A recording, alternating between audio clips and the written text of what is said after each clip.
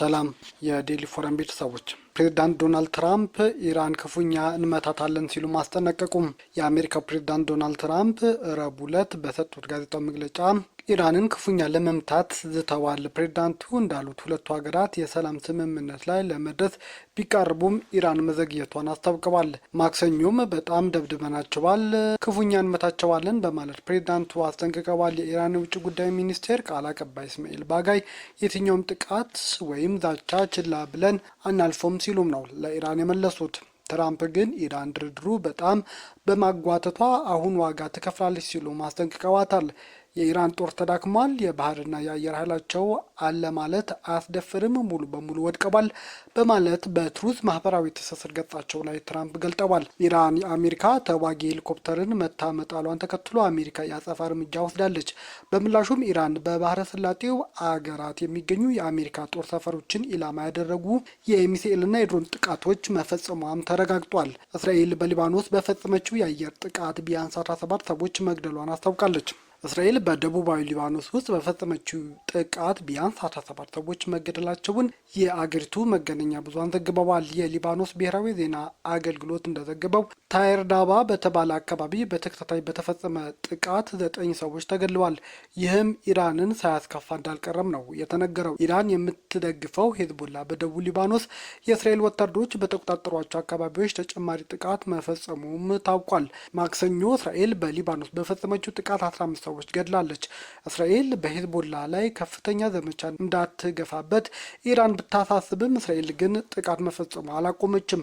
ኢራን ከአሜሪካ ጋር ያለውን ጦርነት የሚያከትመው ስምምነታችን ሊባኖስ የሚያካትት ከሆነ ብቻ ነው ስትልም በተደጋጋሚ አስታውቃለች። ድርድሩ የአሜሪካ ፕሬዝዳንት ዶናልድ ትራምፕ ውስብስብ አድርገውታል ስትልም ኢራን እያሳወቀች ነው። ትራምፕ በኩላቸው ኢራን ድርድሩ በጣም በማጓተት አሁን ዋጋ የምትከፍልበት ሰዓት ደርሷል ሲሉም ነው እያሳሰቡ ያሉት። ኢራን የአሜሪካ ተዋጊ ሄሊኮፕተር አታቸውን መታ መጣሏን ተከትሎ ሁለቱ ሀገራት ወደ ዳግም ጦርነት አምርተዋል። በምላሹም ኢራን በባህረ ሰላጤው የሚገኙ የአሜሪካ አጋሮችንም እያደባየች ነው። የኢራን የውጭ ጉዳይ ሚኒስትር ቃል አቀባይ ቴህራን ከዋሽንግተን ጋር የምታደርገው ድርድር የሚቀጥልበት መንገድ እንደምታጤንም አሳውቀዋል። የአሜሪካ ሄሊኮፕተር መታ መጣሏን ተከትሎ አሜሪካ የአጸፋ እርምጃ እየወሰደችም ነው። ዳግም ከባድ ውድመትም በኢራን ላይ ለማድረስ የአሜሪካው ፕሬዝዳንት ዝተዋል። የኢራን ውጭ ጉዳይ ሚኒስቴር ቃል አቀባይ እስማኤል ባጋይ ግን ኢራን እና አሜሪካ የተኩስ ልውውጥ ማድረጋቸው ተከትሎ ዲፕሎማሲ በባዶ ሜዳ አይከናወንም፣ የዲፕሎማሲ ሂደት እንዲቀጥል ለማስቻል በተወሰነ መጠን ለእንቅስቃሴ ክፍተት መስጠት ያስፈልጋል ሲሉም ገልጠዋል። አሜሪካ የሚቃረኑ መልእክቶችን በማስተላለፍ የድርድር ሂደቱን እየጎዳችው ነው ሲሉም አሜሪካን ወንጅለዋታል። አቋምና ፍላጎት በመለዋወጥ እንዲሁም በተደጋጋሚ የተኩስ አቁሙን በመጣስ አሜሪካም ወንጅለዋታል። የአሜሪካ ፕሬዝዳንት ዶናልድ ትራምፕ ግን ኢራን ድርድሩን ለመቋጨት ፍላጎት የላትም እያሏት ነው። የኢራን ጦር ተዳክሟል የሚሉት ትራምፕ ሙሉ በሙሉ የኢራን ጦር አውድመነዋል ነው ያሉት። ፕሬዝዳንቱ ኢራን ታውራለች እንጂ ምንም አትከውንም፣ የመካከለኛው ምስራቅ ጉልበተኛ ሞታለች ሲሉም አሹፈውባታል። እነሱን የሚጠቅም ስምምነት ላይ ለመድረስ ለድርድር በጣም ረጅም ጊዜ ወስደዋል፣ አሁንም ዋጋ ይከፍላሉም ነው እያሉ ያሉት ዶናልድ ትራምፕ። አሜሪካ ዳግም በኢራን ላይ ውድመት የምታደርስ ከሆነ ኢራን የአሜሪካ ጦር ሰፈሮች የሚገኙባቸው የባህረ ሰላጤው ሀገራት ኢላማ እንደምታደርግም ዝታለች። ኢራን በባህረ ሰላጤው ሀገራት ውስጥ የሚገኙ የአሜሪካ ጦር ሰፈሮች ኢላማ እንደምታደርግና ሀገራቱ ግዛታቸው አሜሪካ ለምትፈጽመው ጥቃት እንዳይፈቅዱም እያሳሰበች ነው። አሜሪካና ኢራን ያጸፋ ጥቃት እየፈጸሙ ባሉበት በአሁኑ ወቅት የኢራን ውጭ ጉዳይ ሚኒስቴር እንዳለው ጎረቤቶቿ የፋርስ ባህረ ሰላጤው ሀገራት አሜሪካና እስራኤል ከቀጠናው ሀገራት ጋር በመነሳት የምትፈጽመው ጥቃት የማታስቀር ከሆነ ህጋዊና ሞራላዊ ኃላፊነት ኢራን ለመውሰድ ትገደዳለች ብለዋል። በተለይም በጎረቤት ሀገራት የሚነሱ ጥቃቶች ኢራን ላይ ከተፈጸመ ኢራን ደግሞ በአጸፋው እነዚህን ጎረቤት ሀገራትን የመምታት ህጋዊ ኃላፊነት አለባትም ብለዋል። በፕሬዝዳንት ትራምፕ ትዕዛዝ የአሜሪካ ኃይሎች በኢራን ላይ ጥቃት መፈጸማቸው ተከትሎ ኢራን በምላሹ በፋርስ ባህረ ሰላጤ ሀገራት ውስጥ የሚገኙ የአሜሪካ ጦር ሰፈሮች ኢላማ ያደረጉ ጥቃቶች ለመፈጸም ተዘጋጅታለች። አሁንም እየፈጸመች መሆኑን ነው የሚነገረው።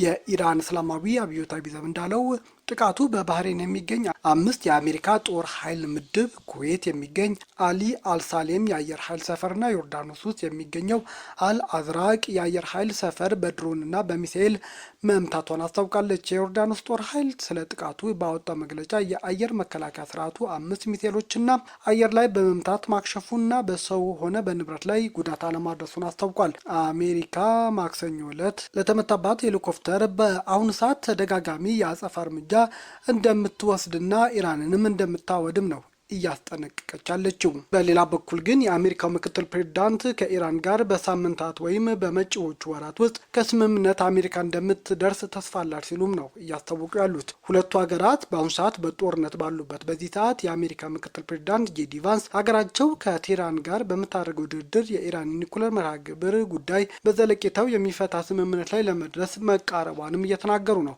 ሁለቱ ሀገራት ላለፉት ወራት አንዳቸው በሌላቸው ላይ ጥቃት እየፈጸሙ ጎን ለጎን ጦርነቱን ለማቆም ድርድር እያደረጉ ቆይተው አሁን ወደ መቋጫው መድረሳቸው ነው ጄዲ ቫንስ ያስታወቁት።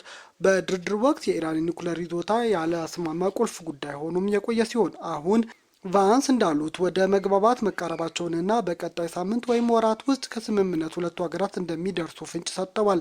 በአሁኑ ጊዜ ከኢራን ጋር ለአሜሪካ ምጣኔ ሀብት ጥሩ የሆነው ስምምነት ላይ ለመድረስ እየተቃረቡ እንደሆነም ይሰማኛል ብለዋል። ስምምነቱ የኢራን የኒውክሌር ጉዳይ ፕሬዝዳንት ትራምፕ ስልጣን ላይ እስከሚቆዩበት ጊዜ ድረስ ብቻ የሚፈታ ሳይሆን በዘላቂነት አገሪቱ የኒውክሌር ጦር መሳሪያ እንዳይኖራት የሚያደርግ ነው ሲሉ ምክትል ፕሬዝዳንት ጄዲ ቫንስ ለሲቢኤስ ቴሌቪዥን በሰጡት ቃለ መጠይቅ አስታውቀዋል። ይህም የመንግስታቸው የፖሊሲ ግብ መሆኑን የገለጹት ቫንስ ያንን ግብ ለማሳካት በጣም እየተቃረብን ይመስለኛል ብለዋል። ነገር ግን ሌሎች በርካታ የቀሩ ጉዳዮች አሉ፣ ለእነዚያም መቋጫ ለማበጀት ጥረት እንቀጥላለን ብለዋል። ምክትል ፕሬዝዳንቱ ጨምረውም ከኢራን ጋር በሚደረገው ድርድር በአሜሪካ ከሚካሄደው ወሳኝ የአጋማሽ ዘመን ምርጫ በፊት ከስምምነት እንደሚደረስ እርግጠኛ መሆናቸውንም አመልክተዋል። የአሜሪካ ማዕከላዊ እዝ ሴትኮም በኦማን ባህረ ሰላጤ ላይ ከኢራን ነዳጅ ለመጫን እየሞከረች የነበረች አንዲት የነዳጅ ጫኝ መርከብ መጥቶ ከጥቅም ውጭ ማድረጉን ይፋ አድርጓል። ኤምቲ ቴቴቤል የተሰኘውና በፓላው ሰንደቅ ዓላማ የምትንቀሳቀሰው ይች መርከብ በአካባቢው ከሚንቀሳቀሰው የአሜሪካ ባህር ኃይሎች የተሰጣትን ተከታታይ ትዕዛዝና መመሪያ ለመቀበል ፈቃደኛ ስለሆነች ተመታለች ብሏል። የአሜሪካ ማዕከላዊ እዝ በማህበራዊ ሚዲያ ገጹ ላይ ባወጣው መግለጫ እንዳመለከተው የመርከቧ ሰራተኞች የአሜሪካ ኃይሎችን ትዕዛዝ በተደጋጋሚ ሳይቀበሉ በመቅረታቸው አንድ የአሜሪካ ወታደራዊ አውሮፕላን ኢላማውን በትክክል የሚመታ ዘመናዊ ሚሳኤል ወደ መርከቧ በመተኮስ እርምጃ ወስዷል። ጥቃቱ የተፈጸመውን በቀጥታ በመርከቧ የሞተር ክፍል ላይ በመሆኑ መርከቧ ጉዞዋን መቀጠል ሳትችል ቀርታ ከአገልግሎት ውጭ ሆናለች ብሏል። ይህም በኦማን ባህረ ሰላጤ ላይ የተወሰደው ጠንካራ እርምጃ የትራምፕ አስተዳደር በኢራን ላይ ወደቦች የጣለውን የባህር ላይ ከበባ ተከትሎ የመጣም ነው። ከበባው ከባለፈው ሚያዝያ አጋማሽ ጀምሮ ተግባራዊ መድረክ ከጀመረ ወዲህ የአሜሪካ ኃይሎች እስከ 8 መርከቦች በተመሳሳይ ሁኔታ መጥተው ከጥቅም ውጭ ማድረጋቸውና 134 መርከቦች መስመራቸውን እንዲቀይሩ ማስገደዳቸው እንዲሁም ሰብአዊ እርዳታ የሚጭኑ 42 መርከቦች ብቻ በነጻነት ቀጠናውን እንዲያቋርጡ መፈቀዳቸውንም ተነግሯል። የኤርትራ ፕሬዝዳንት ኢሳያስ አፈወርቂና ልዑክ ቡድናቸው በካይሮ አስተዳደር ስር በመገንባት ላይ ያለችውን አዲሲቱ የአስተዳደር መዲና እንዲሁም የተለያዩ የህዝብ አገልግሎት መስጫ ተቋማትን መጎብኘታቸው ታውቋል። የኤርትራ የማስታወቂያ ሚኒስትር አቶ የማነ ገብረ መስቀል እንዳስታወቁት የልዑክ ቡድኑ ጉብኝት በዋናነት ያተኮረው በካይሮ እየተገነባ ያለው አዲስ ከተማ ውስጥ ባሉ ግዙፍ የመሰረተ ልማት ፕሮጀክቶች ላይም ነው። ከጉብኝቱ ጎን ለጎንም በተደረጉ ውይይቶች በሁለቱ ሀገራት መካከል ሊኖር ስለሚችለው የትብብር መስክ በስፋት መምከሩንም ሚኒስትሩ አስታውቀዋል። ይህም የፕሬዝዳንት ኢሳያስ የካይሮ ጉብኝትና የመሰረተ ልማት ምልከታ ግን ከተራ ዲፕሎማሲያዊ ግንኙነት የዘለለና የጂኦፖለቲካዊ ትርጉም ያለው ነው ብለዋል። በመጀመሪያ ደረጃ ኤርትራ በቀይ ባህር ያላትን የስትራቴጂክ አቀማመጥና ግብጽ በስዊዝ ካናል በኩል ያላትን የደህንነት ፍላጎት የሁለቱ ሀገራት ትብብር እጅግ ወሳኝ አድርገዋልን ብለዋል። በተለይ በአሁኑ ወቅት በሱዳን እየተካሄደ ያለው አውዳሚ የእርስ በርስ ጦርነትና በአፍሪካ ቀንድ ያለው ውጥረት ሁለቱ ሀገራት የጋራ የአንድነትና የፖለቲካ አቋም እንዲይዙም አስገድዷቸዋል ሲሉም ነው ያስታወቁት። በሌላ በኩል በመግለጫው ላይ በቀጥታ ባይነሳም ግብጽ ከኢትዮጵያ ጋር በታላቁ ህዳሴ ግድብ ዙሪያ ያላት ያልተፈታ ውዝግብ ሌላኛው ጉዳይ አስኳላ ነውም ተብሏል። የፖለቲካ ተንታኞች እንደሚናገሩት ከሆነ ካይሮ ከአስመራ ጋር የምታደርገው የጠበቀ ወታደራዊና የደህንነት ትብብር በአዲስ አበባ ላይ የዲፕሎማሲያዊ ጫና ማሳደር አድርገውም ይመለከቱታል። ፕሬዚዳንት ኢሳያስ በካይሮ አዲስ ከተማ ያደረጉት ጉብኝት ግብጽ በኤርትራ ውስጥ ተመሳሳይ መሰረተ ልማት ድጋፎችን በተለይም የከተማ ግንባታና የኃይል አቅርቦት ልታደርግ ትችላለች የሚል መላምትን ፈጥሯል። ይሁን እንጂ ሚኒስትሩ የተጠቀሱት ሰፊ ትብብር መስክ የተባለው ሀረግ በወታደራዊ ትብብር፣ በኢኮኖሚ፣ በልማት ስም ለመሸፈን የተደረገ ዲፕሎማሲያዊ ቋንቋ ሊሆን እንደሚችልም ብዙዎች እየተናገሩ ነው። እነዚህ ተከታታይ ክስተቶች በአፍሪካ ቀንድ ውስጥ የኃይል ሚዛኑ ዳግም ለመገልበጥ የሚደረጉ ሩጫና ፍትጊያ አካል መሆናቸውንም ይነገራል። ቀጠናው ቀደመውኑ በውጥረት የተሞላ በመሆኑ አሁን እየታየ ያለው የአስመራና ካይሮ የጠበቀ መቀራረብ የነገው የአፍሪካ ቀንድ ፖለቲካ ይበልጥ ውስብስብ ወደ ምዕራፍ ሊወስደው እንደሚችልም ነው ተንታኞች እያስጠነቀቁ ያሉት። የእስራኤል ጠቅላይ ሚኒስትር ቤንያሚን ኔታንያሁ ለጠቅላይ ሚኒስትርነት ዳግም እንደሚወዳደሩ ፓርቲያቸው አረጋገጠ። ትራምፕ ቤንያሚን ኔታንያሁ ዳግም የእስራኤል ጠቅላይ ሚኒስትር ሆነው ለመወዳደር የሚችሉ እንደማይመስላቸው ቢገልጹም በዚህ ዓመት ለዳግም ምርጫ እንደሚወዳደሩ የኔታንያሁ ፓርቲ ግን አረጋግጧል። የኔታንያሁ ሊኩድ ፓርቲ ባወጣው አጭር መግለጫ በምርጫው ይሳተፋሉ፣ ከፈጣሪ ጋር ያሸንፋሉ የሚል ተስፋ እንዳለ አስታውቋል። ምርጫው መቼ እንደሚካሄድ በይፋ ባይገለጽም በጥቅምት ወር እንደሚካሄድ ግን ተገምቷል። ቀደም ሲል ትራምፕ ኔታንያሁ ስለመወዳደራቸው እርግጠኛ አለመሆናቸውን ተናግሮ ነበር። አላውቅም፣ በጣም አስደናቂ የስልጣን ጊዜ የነበረው መቀጠል ይፈልጋል ማለታቸውን የሲቢኤስ ጋዜጠኛ በማህበራዊ ሚዲያ ገጹ ላይ አስፍሮ ነበር።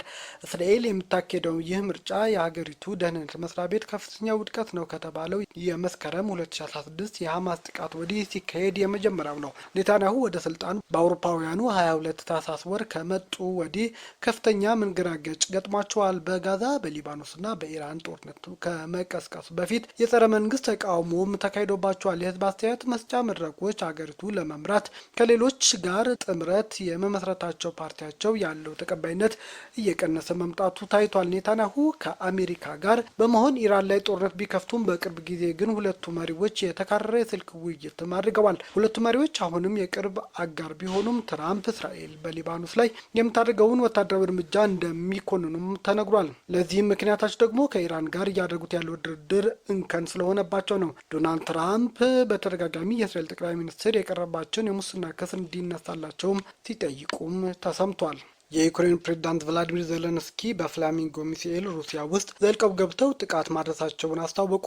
የዩክሬን ፕሬዝዳንት ዜሌንስኪ በምስራቃዊ ሞስኮ በሚገኝ አንድ ወታደራዊ ፋብሪካ ላይ ጥቃት መፈጸማቸውን አስታውቀዋል። ፕሬዝዳንቱ እንዳሉት ይህ ጥቃት የተፈጸመው ዩክሬን በአገር ውስጥ በሰራቸው ሚሳኤል ነው። ሲናገሩም ሌሊቱን ዩክሬን ሰራሽ በሆነው ኤኤፍፒ-5 ፍላሚንጎ ሚሳኤል በቼቦስካሪያ ከተማ ላይ ወታደራዊ ፋብሪካ ላይ ጥቃት አድርሰናል። ይህ ፋብሪካ ለሩሲያ መካከለኛ ኃይል የድሮንና ሚሳኤል መለዋወጫዎች የሚያመርትም ነው። አያይዘውም ወደ ፋብሪካው አንድ ሚሳኤል ሲወነጨፍ የሚያሳይና የቃጠሉ ምስሎች አቅርበዋል። ቼቦስካሪያ ከተማ ከዩክሬን ድንበር 1000 ኪሎ ሜትር ርቀት ላይ የሚገኝ ነው። ይህም ጥቃት የአካባቢው ባለስልጣናት አረጋግጠዋል። የደረሰው ጉዳት ግን እያጣሩ መሆኑን ነው የተናገሩት። ቤተሰቦቻችን ዜናዎቻችን ከወደዳችሁ ላይክ አድርጉ፣ ለሌሎች ተደራሽ እንዲሆኑም ሼር አድርጉም። አዲስ የሆናችሁ ደግሞ ሰብስክራይብ በማድረግ ቤተሰብ ይሁኑ። ሰናይ ጊዜ